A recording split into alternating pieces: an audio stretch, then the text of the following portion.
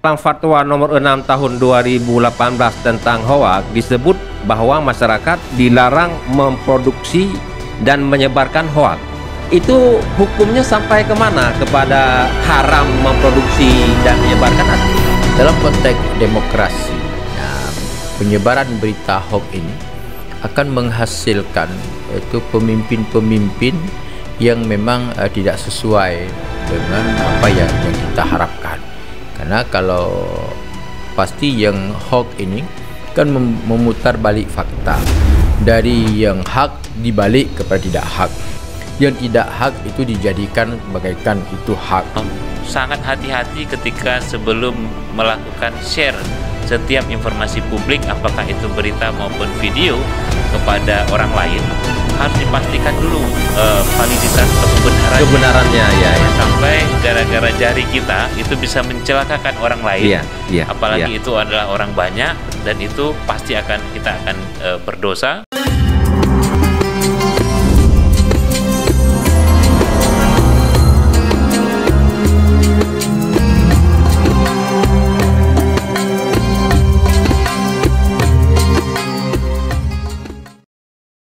Bismillahirrahmanirrahim.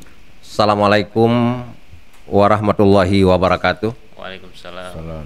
Pemirsa Lentera Umat, selamat datang dan bertemu kembali. Semoga terus terinspirasi dan tercerahkan.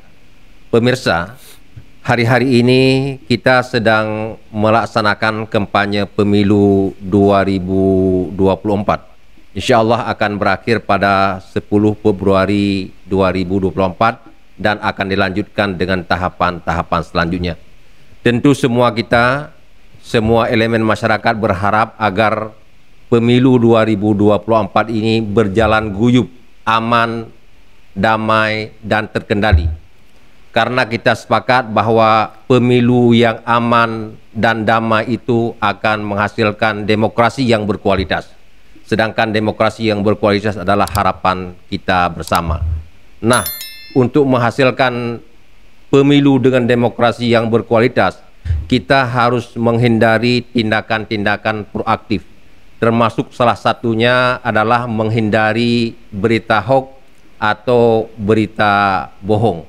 Meminjam istilah tukang jamu, berita hoax itu kecil barangnya, tetapi dalam konteks pemilu besar efeknya dalam pelaksanaan pemilu 2024 itu. Karena itu pada kesempatan ini Podcast Lentera Umat menghadirkan sebuah diskusi dengan tema Stop Hoax, saring sebelum sharing. Untuk itu di studio telah hadir dua orang narasumber yang sangat berkompeten. Yang pertama Tengku Haji Faisal Ali atau Abu Sibreh. Beliau adalah Ketua MPU Aceh sekaligus pimpinan Daya Mahyal Ulum Al-Aziziyah Aceh Besar. Assalamualaikum Abu. Waalaikumsalam warahmatullahi wabarakatuh. Yang kedua, bersama kita hadir juga seorang tokoh muda yang luar biasa, Bapak Arman Fauzi. Beliau Ketua Informasi Aceh. Assalamualaikum Bapak. Waalaikumsalam warahmatullahi wabarakatuh. Khusus terkait dengan Komisi Informasi Aceh, saya mengajak pemirsa selanjutnya kita hanya akan menyebutnya dengan KIA saja. Iya. Jadi nanti Pak Arman Fauzi kita sebut dengan Ketua KIA, sehingga memudahkan kita berkomunikasi dan mengefektifkan waktu. Baik pemirsa, pertama kami ingin mengkonfirmasi kepada Ketua KIA, Bapak Ketua, sebagaimana kita ketahui hari-hari ini sedang dilaksanakannya kampanye pemilu yang akan berakhir pada 10 Februari 2024 dan akan dilanjutkan dengan tahapan-tahapan selanjutnya. Pertanyaannya, dalam kondisi hari ini dan prediksi ke depan, apakah hoax atau berita bohong ini eskalasinya meningkat, biasa-biasa saja, atau tidak ada sama sekali? Oke, terima kasih Pak Sekretaris, Pak Osama yang saya hormati, Abu. menghadapi pemilu memang ini peristiwa yang berulang, Bu, bahwa kalau kita mengingat 2019 intensitas hoax juga meningkat di era-era di tahapan pemilu. Ini membuktikan bahwa masyarakat kita memang membutuhkan suatu pendidikan literasi media yang cukup baik dalam memahami, menyerap, dan mengkonsumsi informasi yang sehat. Dan ini yang kemudian juga digunakan oleh pihak-pihak yang tidak bertanggung jawab untuk menggiring opini-opini negatif sehingga membuat situasi masyarakat kita tidak kondusif. Nah, kita berharap dengan adanya Undang-Undang Keterbukaan Informasi Publik, di mana badan publik juga berkewajiban menyampaikan informasi publik, hal ini bisa meredam.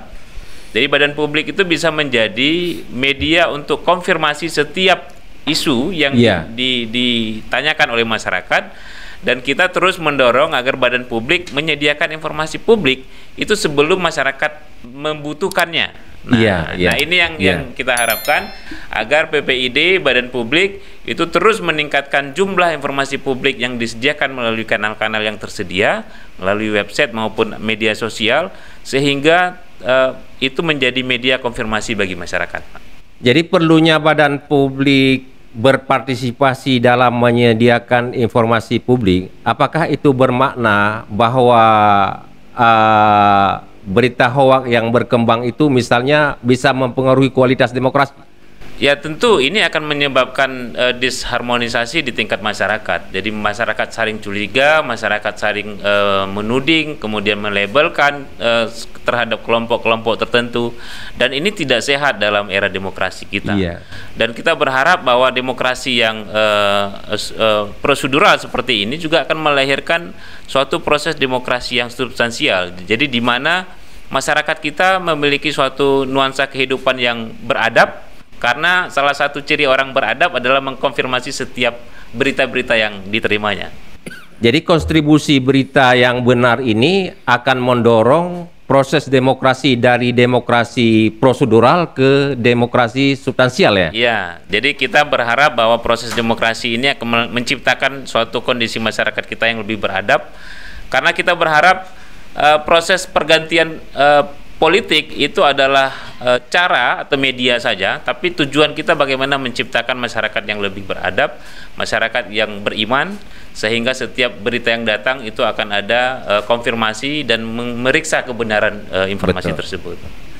Jadi yang terjadi selama ini ada dinamika hoak, itu memang sebuah kebutuhan bagi mereka politisi yang membutuhkan, atau memang tabiat, kebiasaan, atau bagaimana itu bisa terjadi? Kalau ini seperti telur dan ayam nih, Pak. Oh gitu. Jadi memang ada kondisi di mana masyarakat kita mudah sekali untuk menerima tanpa memeriksa, tanpa membaca, mungkin sebatas judul langsung share, ya, tidak membaca isi sampai pada kesimpulannya. Nah, yang kedua, ada kepentingan yang lebih cepat untuk menggiring opini-opini publik untuk mendiskreditkan pihak-pihak tertentu, sehingga cara-cara ini dipandang mudah untuk mengendalikan persepsi publik. Nah, persepsi publik juga nanti akan diukur melalui sentimen-sentimen positif dan negatif melalui media sosial oleh lembaga-lembaga tertentu, sehingga meningkatkan preferensi terhadap kelompok-kelompok tertentu yang mengikuti kontestasi politik. Kalau Kia sendiri selama ini memang tugas utamanya penyelesaian sengketa informasi, ya. Tetapi terkait dengan hoax dan berita-berita bohong ini, kira-kira apa saja yang diinisiasi oleh Kia? Kami di Komisi Informasi juga diberi tanggung jawab untuk mendorong badan publik menyediakan informasi publik, dan itu sesuai dengan standar layanan informasi yang sudah diatur melalui peraturan Komisi Informasi, dan kami juga nanti akan memeriksa atau melakukan monitoring dan evaluasi setiap tahun. Nah, jadi peran Kia adalah memastikan agar seluruh informasi-informasi publik yang dikelola oleh badan publik itu dapat dimiliki atau diperoleh oleh masyarakat secara mudah, murah, dan sederhana dengan cara-cara yang sederhana. Bila temuannya tidak sesuai harapan, apakah ada sanksi? Nah, kalau sanksi secara moneter tidak ada, Pak, tapi secara Kalau terjadi sengketa informasi itu ada sanksinya. Ada sanksi ya? Ada sanksinya kalau tidak dijalankan. Termasuk pidana? Ada unsur pidananya. Oke. Baik, Abu, tentu masyarakat Aceh ini kan berbeda dengan masyarakat lainnya. Kalau istilah Acehnya, masyarakat Aceh ini dengan budaya lagi seperti zat dan dengan seafood, begitu. Jadi dalam perspektif Islam, kira-kira berita hoak itu bagaimana perspektifnya? Baik, terkait dengan berita hoax ini, itu hanya sekedar pergantian istilah. Kalau dalam istilah-istilah fikih kita, ini bisa masuk dalam kategori misalnya fitnah, bisa masuk dalam kategori penyebaran berita bohong, masuk dalam kategori memutarbalikkan fakta. Yang hoax ini berita istilah baru di kalangan kita. Jadi kalau terkait dengan pemberitaan melalui media sosial ini, kalau itu masuk misalnya dalam kategori fitnah, apa yang disampaikan itu tidak benar, itu tentu Allah sudah mengingatkan kita di dalam ayatnya, al-fitnatu asyaddu minal qatli, walaupun fitnah yang dimaksudkan di sini dalam konteks penafsirannya lain, tapi bahasa harfiah tetap yaitu fitnah itu. Iya. Jadi Allah tidak suka dan melarang dan memberikan semacam warning kepada kita bahwa fitnah itu lebih kejam. Iya. Karena kalau membunuh itu satu-satu, tapi kalau fitnah ini bisa terbunuh banyak orang. Iya. Itu. Jadi dalam konteks fitnah, kalau misalnya dalam hal kebohongan, penyebaran berita yang bohong, berarti masuk dalam kategori hadis Nabi yang menyatakan al-kizbu la ummati, yaitu orang yang berdusta itu bukan daripada kalangan umatku. Jadi termasuk orang-orang yang menyebarkan berita-berita yang bohong. Di dalam perspektif apapun, sebenarnya hoax ini tidak dibenarkan karena bisa merugikan orang, apalagi berita hoax yang disebarkan melalui media sosial ini. Kalau misalnya di negara-negara yang sudah lumayan maju pendidikan masyarakatnya, maka hoax tidak akan bisa begitu besar pengaruhnya. Tidak laris ya? Karena kenapa, masyarakatnya sudah bisa paham mana yang benar, mana yang tidak. Tapi kalau di kalangan masyarakat kita yang literasi terbatas, informasi yang juga terbatas, maka nilai volume kepercayaan terhadap berita-berita hoax ini bisa besar. Karena tadi itu, makanya. Tapi apapun ceritanya, kalau yang tidak benar, kalau yang dibohong, ini tentu kan kita sebagai orang Muslim, kita sebagai orang yang beriman, tentu seluruh tindakan dan perkataan kita tidak boleh kita lepaskan daripada nilai-nilai keimanan itu sendiri. Makanya MPU dalam hal ini sudah mengeluarkan fatwa hukum tentang hukum baik memproduksi berita yang tidak benar dan juga bagaimana hukum menyebarkan berita yang tidak benar. Jadi memproduksi, menyebarkan itu sama, bahwa berdosa dan itu sangat merugikan orang-orang yang lain.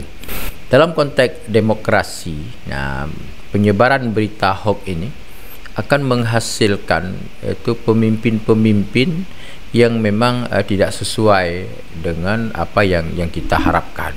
Karena kalau pasti yang hoax ini kan memutar balik fakta, dari yang hak dibalik kepada tidak hak, yang tidak hak itu dijadikan bagaikan itu hak. Jadi kalau masyarakat yang termakan dengan isu-isu hoax ini yang akan menentukan pilihan mereka di tanggal 14 Februari nanti, berarti pilihan itu bukan yang tepat, pilihan berdasarkan hoax.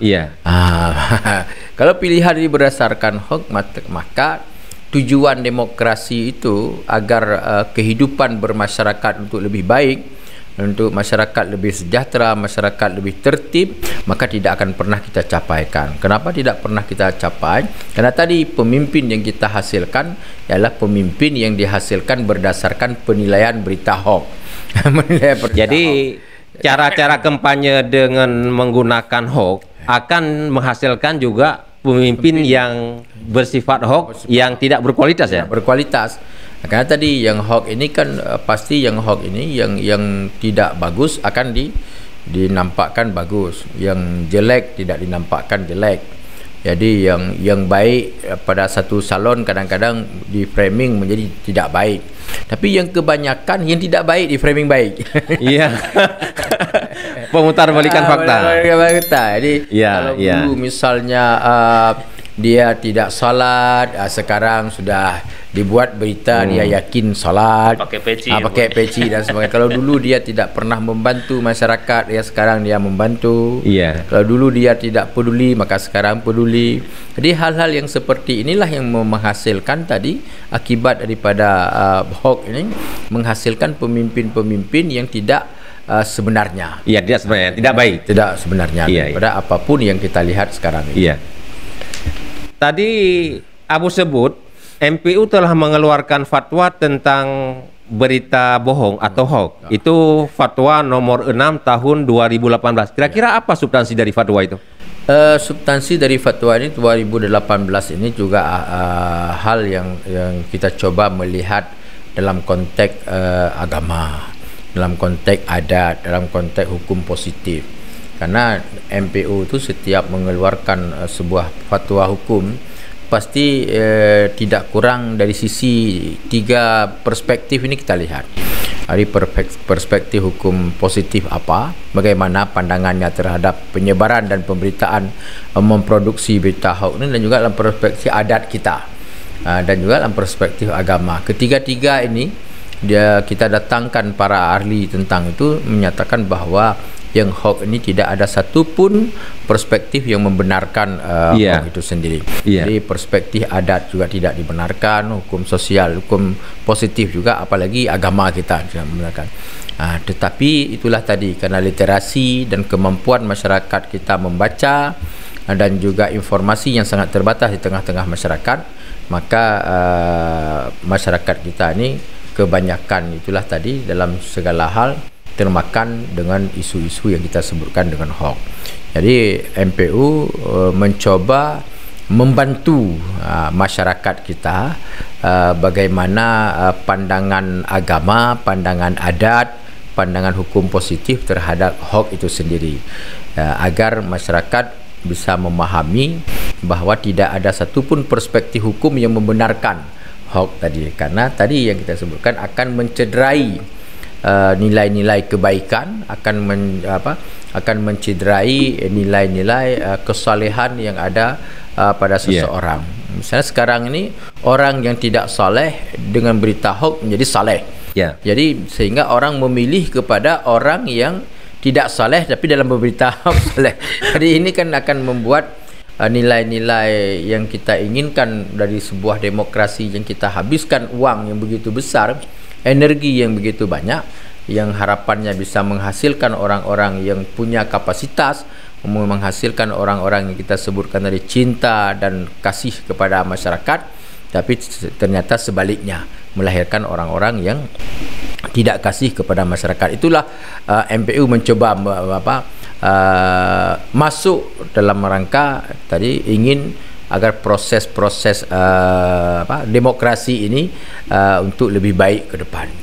Jadi fatwa MPU ini bisa jadi menjadi penyelamat masyarakat dari proses pencitraan yang tidak baik ya? Ya, kalau dalam tujuan kita seperti itu.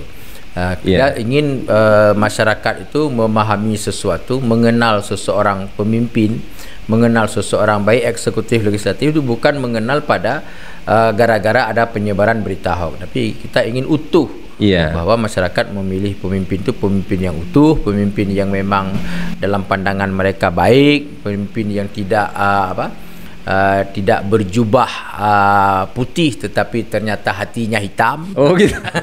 Kan? Tidak berwarna berpakaian warna putih, ternyata hatinya juga gelap. Jadi ini yang kita ingin sampaikan kepada masyarakat kita melalui fatwa MPU yang telah kita keluarkan itu sendiri. Mencapai tujuan baik dengan cara-cara yang baik, Bu ya? Ya, kepada masyarakat sebenarnya seperti itu. Jadi bukan fatwa ini hanya kepada penyebaran berita hoax, tapi juga kepada yang memproduksi berita hoax itu sendiri. Jadi kita sangat berharap semua kita jangan biarlah orang punya nilai sendiri, tidak dipengaruhi dengan nilai-nilai yang tidak tepat. Tapi itulah tadi yang kita sebutkan bahwa masyarakat kita yang sangat rentan dan masyarakat yang minim dengan ilmu pengetahuan dan literasi dalam hal bacaan, sehingga di daerah di Indonesia ini, jadi berita hoax itu menjadi salah satu alat yang paling ampuh, yang paling besar pengaruhnya untuk seseorang akan menjadi pemimpin di masa yang akan datang. Maka seluruh stakeholder yang punya tujuan dalam tanda kutip tadi, maka dia akan menggunakan sarana media sosial ini untuk menyebarkan berita-berita hoax. Padahal agama melarang kita itu. Oke, baik. Kia sendiri kira-kira bisa memprediksi apakah sisa-sisa masa tahapan kampanye pemilu ini berita hoax akan meningkat atau biasa-biasa saja? Kalau kita lihat tren yang era sebelumnya, ini memang seperti yang disampaikan Abu, akan digunakan oleh beberapa pihak untuk meningkatkan popularitasnya dan menurunkan popularitas orang lain atau memutarbalikkan fakta. Tren itu akan terus meningkat seiring dengan tahapan-tahapan di pemilu. Nah, yang kedua, kami dari Komisi Informasi menghargai upaya yang sudah dilakukan oleh MPU dengan menerbitkan fatwa, karena ini merupakan bagian dari ikhtiar kita untuk menciptakan masyarakat yang memiliki peradaban yang lebih baik dengan cara memeriksa informasi yang dikonsumsi setiap hari. Nah, yang ketiga, kami juga berharap kepada masyarakat untuk sangat hati-hati ketika sebelum melakukan share setiap informasi publik, apakah itu berita maupun video, kepada orang lain. Harus dipastikan dulu validitas atau kebenarannya. Jangan sampai gara-gara jari kita itu bisa mencelakakan orang lain, apalagi itu adalah orang banyak, dan itu pasti kita akan berdosa. Dan kita berharap bahwa informasi publik itu menjadi alat untuk mengukur kebenaran. Ya, jadi kami juga meminta kepada semua penyelenggara pemilu, baik itu KPU maupun Bawaslu serta partai politik dan pemerintah, untuk menyediakan dan menyampaikan informasi seluas-luasnya kepada masyarakat, supaya masyarakat bisa menilai secara benar mana informasi yang hoax, mana yang itu disebut dengan fakta dan kebenaran.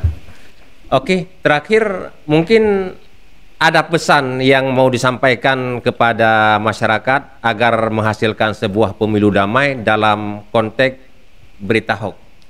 Ya, kalau kami berpesan kepada seluruh stakeholder dan masyarakat, mari kita mengkonsumsi informasi yang dari sumber yang benar, mengkonsumsi informasi yang benar dari sumber yang benar. Jadi pastikan sumber-sumber yang kita peroleh informasi itu adalah lembaga-lembaga yang kredibel, yang mencerminkan bahwa informasi itu berdasarkan fakta, bukan berdasarkan praduga, sehingga informasi yang beredar di masyarakat itu betul-betul dapat meningkatkan pemahaman masyarakat dalam memilih pemimpin yang betul-betul diharapkan dan bisa memimpin Indonesia yang lebih baik ke depan. Oke, baik. Abu, dalam fatwa nomor 6 tahun 2018 tentang hoax disebut bahwa masyarakat dilarang memproduksi dan menyebarkan hoax. Itu hukumnya sampai kemana? Kepada haram memproduksi dan menyebarkan atau bagaimana? Baik, memproduksi dan menyebarkan kedua-dua hukumnya haram. Oh, haram. Haram. Tapi nilai keharaman itu tergantung efek daripada hoax yang disebarkan itu. Kalau misalnya akibat daripada penyebaran berita hoax ini bisa melukai orang, maka dosa orang yang menyebarkan dan orang yang memproduksi itu sama dengan dosa orang yang melukai orang. Kalau misalnya terbunuh orang gara-gara pemberitaan produksi berita hoax dan juga penyebaran berita hoax, maka dosa orang terbunuh itu yaitu sama, orang yang membunuh itu sama dengan orang yang memproduksi dan menyebarkan berita hoax. Jadi kualitas terkait berapa besar nilai keharamannya tergantung kepada efek yang ditimbulkan daripada penyebaran berita hoax itu sendiri. Jadi untuk itu kami berharap masyarakat Aceh untuk tidak selalu mengkonsumsi dan tidak terlalu cepat mempercayai setiap berita yang datang. Ada ayat Allah yang menyatakan kita diperintahkan untuk tabayun terhadap pemberitaan-pemberitaan yang memang sekarang ini cukup mudah untuk kita terima terhadap pemberitaan-pemberitaan itu. Karena tadi yang kita sebutkan bahwa berita itu akan sampai, tapi jangan lupa kita mengamalkan nilai yang diperintahkan untuk tabayun kepada kita. Dan harapan juga kepada para tokoh, kepada intelektual, pada pendidik, siapapun yang memahami bahwa ini berita yang tidak benar, bahwa berita ini yang tidak tepat, maka kita berharap seluruh tokoh, seluruh para intelektual untuk menyampaikan kepada grup masing-masing bahwa ini tidak tepat. Jangan diam. Jangan diam. Biasanya mencegah Bu ya. Diam. Kalau kita nggak mau ngurus, itu jangan. Kenapa? Karena agama kita memerintahkan kita itu untuk amar ma'ruf nahi mungkar dari seluruh aspek dalam kehidupan kita ini. Sedikit Abu, dalam fatwa tersebut kita dilarang untuk menyebarkan berita hoax. Menyebarkan berita hoax itu apakah dapat mengakibatkan istilahnya dosa jariah, dosa berkeabadian yang tidak akan hilang selama berita itu masih berseliweran? Ya, tergantung kepada penyebaran itu. Kan hadis menyatakan man sanna sunnatan, kan sayiatan.